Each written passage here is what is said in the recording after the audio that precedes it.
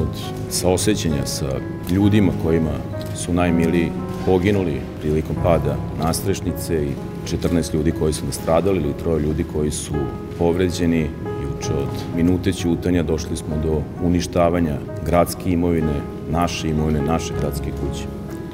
Stvarno nezapamćeno za sve Novosađane, za cijelu Srbiju.